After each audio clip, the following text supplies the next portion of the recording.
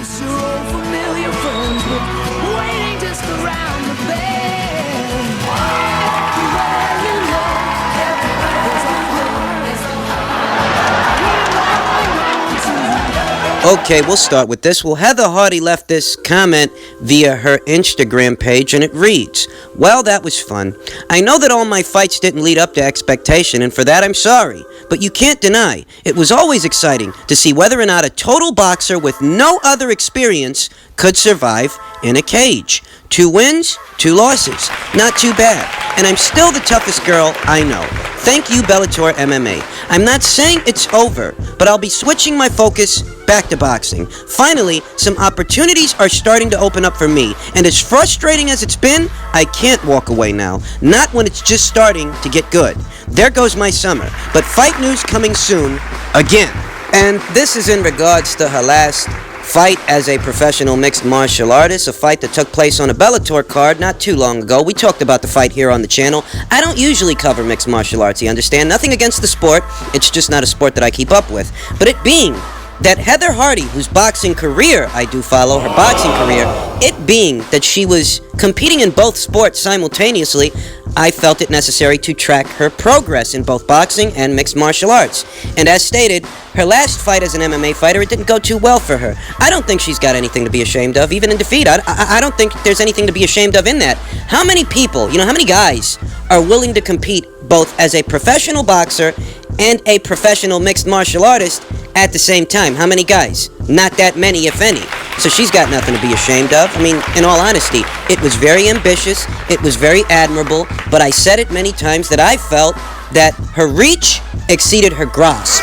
That those aren't the kind of sports where you can afford to divide attention between the two, because what you're going to end up doing is just giving 50% of your efforts to both of them as opposed to 100% to one of them. They're very jealous sports that are very different, and it's apples and oranges. Just trying to multitask that kind of a situation, it shouldn't be done. You understand? If you're going to go in, you go all the way in. Whether it's mixed martial arts or boxing, because the differences are noticeable differences.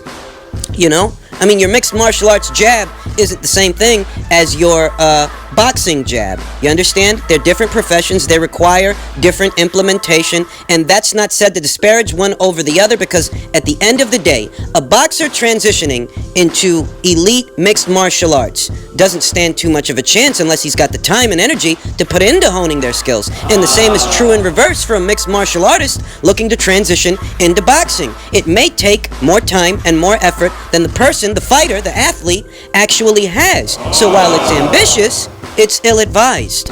Now, Heather Hardy has a great fucking ass. Great set of legs, too. I mean, she's fucking hot. But she's also, aside from having a great ass, great face, too. But aside, those things aside, she is one of 3 world champions in the featherweight division. She holds the WBO version of the featherweight crown, with Jennifer Hahn holding the IBF, and seasoned champion, unified champion, Jelena Marjanovic, holding 2 of the 4 world titles at the weight. She's got the WBA and the WBC. Those are 2 of the oldest titles, the 2 of the oldest remaining titles in the sport of boxing, both the WBA being the oldest and the second oldest being the WBC. It's fitting that the longest reigning champion at the weight also just so happens to hold 2 of the belts that are from the 2 oldest sanctioning bodies in the sport of boxing. Just a fun little tidbit. Now, Jelena Marjanovic, I would like to see, moving forward, what I would like to see for Heather Hardy is a fight with either Jelena Marjanovic or Jennifer Hahn. I think that it's fitting. I think that that's the next step. That should be what Heather Hardy is working towards. And what I'm hoping for now is that's more or less what she's talking about when she says that opportunities are starting to open up for her. We know that Jelena is coming off a successful title defense of her 2 world titles last month against Vicia Trovato, whereas Heather Hardy, she hasn't had a professional boxing match since October of last year, when she sealed the deal against Shelly Vincent in their rematch. That's actually how Heather procured what was then the vacant WBO world title. And, what I like about this fight is that, Heather Hardy, she's a world champion. Jelena Marjanovic, she's a world champion. Both girls, 37 years old. Both girls got a lot of experience. I will say that in terms of quality of competition, Jelena Marjanovic is light years ahead of where Heather Hardy is. You know, that if we look at their resumes comparatively, Jelena Marjanovic, Canada's own Jelena Marjanovic, she's faced just a wide variety of opponents. Anyone from Layla McCarter several times. You know, sometimes Jelena won the fight, sometimes Layla won the fight. You know, she's fought anyone from Layla McCarter to Fatuma Zarika to Mia St. John to Melissa Hernandez. You understand? Jelena Marjanovic has been around the block more than once, more than twice, more than thrice. So just in terms of experience and quality of competition, you'd have to give Jelena the edge there. But the fight is still intriguing because, you know, they're both still competing at the elite level. They're both world champions. This is the fight that they both need and the fight that the division itself needs. You know, and then, you know, whoever the winner of the fight may be, they can then target the odd woman out, the odd champion out, I should say, Jennifer Hahn, who's been out of action a while. You know, she was with child, she gave birth, and we're waiting to see what's next with her. But better still, I'm hoping that this is the step, you know, that Heather Hardy is taking a step in this direction, that when she's talking about opportunities opening up, this is what she means. I'm hoping this is the fight that happens, and, you know, we'll wait to see what the fight news turns out to be. In other news, it appears that a fight between Ricky Burns, former champion Ricky Burns, and former champion Jorge Linares, it appears that a fight between the two former champions is in play for September 7th to be staged in Ricky Burns' backyard of Glasgow at the SSE Hydro. And this fight between these two former champions is a WBA final eliminator in the 135-pound division. That's saying that the winner of this fight could potentially square off against Vasyl Lomachenko. And there are a few interesting tidbits in regards to this fight. A few things that, you know, are worth mulling over. That this is a crossroads fight. I mean, that's what it is. It's a crossroads fight for Ricky Burns. It's a crossroads fight for Jorge Linares. That, you know, the winner of the fight, obviously, means to contend for a world title, the WBA's 135-pound version of the title. But for the loser, you know, it may be time to pack it up and call it a career, because, you know, this is it. You know, this is really it. You know, both Ricky Burns and Jorge Linares have squared off against a wealth of different fighters. You know, some of the best fighters in the world. You understand? They've won a few fights. They've lost a few fights. Both of these guys have been around the block more than once. So, in a situation like this where you've got two very seasoned guys, former champions, squaring off against each other for a world title opportunity, that's a crossroads fight. And the winner, you know, they get to go on to that world title opportunity, whereas the loser, yeah, you know, it might be time to call it a career. You know, this is it. This was your chance. You think about Jorge Linares in this situation. You know, we know that Jorge Linares tried to dip his toe in the pool up there at 140 pounds, and we know that it didn't work out well for him. You know, he took a crushing loss, a loss that most of us didn't even expect. He took a crushing loss to a journeyman in Pablo Cano, okay? I don't think anybody saw that one coming. This guy, you know, Jorge, he didn't make it out of the first round.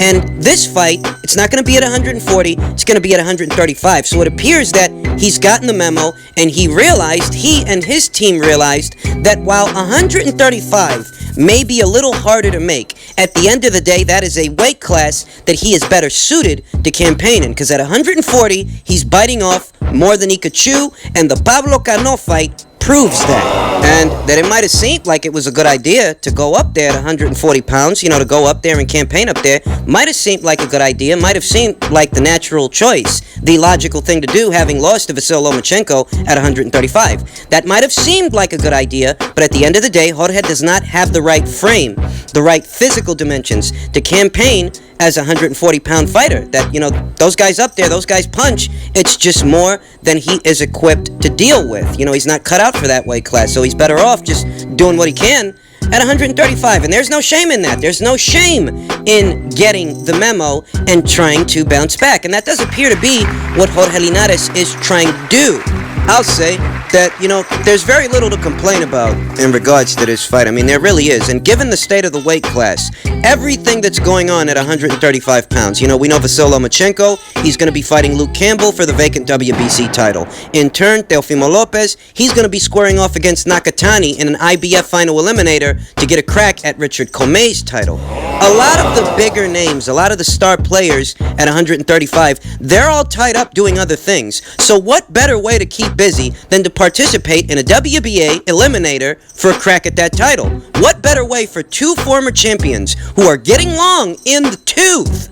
What better way for them to keep busy than to square off against each other? So I've got no complaints about the fight. It's a fight that makes sense, and it's about the best thing both of these guys could be doing right about now. We know that Jorge Linares, he hasn't been in action since taking that loss to Pablo Cano at 140 pounds. He's coming right off of that defeat, whereas Ricky Burns, he's coming off of blowing away Scott Cardell in 3 rounds. So that guy's coming off a win. You know, Jorge's coming off a loss. Ricky's coming off a win. Interesting situation. Crossroads kind of fight. Allows you to map out what could be the future at 135 pounds. And it's a fight that makes sense, so no complaints from me. Keep your eyes peeled for that on September 7th.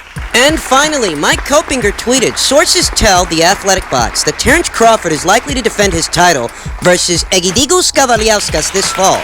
Bob Arum conceded WBO likely to order that fight unless he could complete a deal for Spence versus Crawford. With Spence fighting Sean Porter, expect Crawford Kavaliauskas. Okay, well, I'm going to be completely honest about this thing. I'm going to be completely honest when I say that this fight with Egidijus Kavaliauskas, it may not be the fight that people want to see Terence Crawford in. A fighter like Terence Crawford, a fighter of his caliber, of his quality, a fighter who's ranked on most pound-for-pound lists as a top 5 guy. Number 1 on some lists, on the Ring IQ pound-for-pound list, he is ranked at number 1, you know? And for a guy like that, they don't really feel like Egidijus Kavaliauskas is on the level. And you know what? I can understand those kinds of sentiments. But at the end of the day, you can't really blame Crawford for this. You can't blame him. This fight, if it comes off, is a byproduct of the current state of the welterweight division and the politics of boxing. What fights the politics of boxing affect and what fights we get to see as a result of that. That's what it is. The PBC kids, they're all tied up playing with each other, you know? And everybody knows it. Everybody knows it.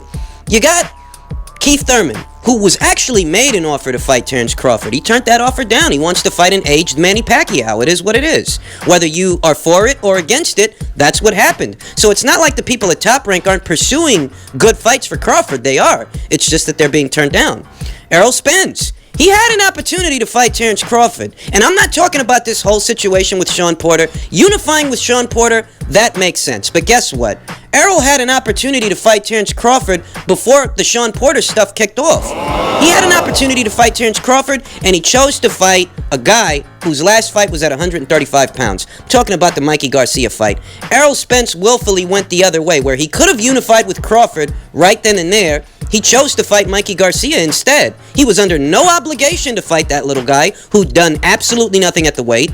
He was under no obligation to fight that guy, but that's what he chose to do. So once again, it's not like the people at Top Rank aren't trying to pursue the best fights with the best fighters for Terence Crawford. It's just that those guys, they don't seem too interested. And this is a byproduct of that. So the question then becomes, can you blame Terence Crawford for having to fight Egidijus Kavaliauskas? Is it really his fault? Obviously, it's not.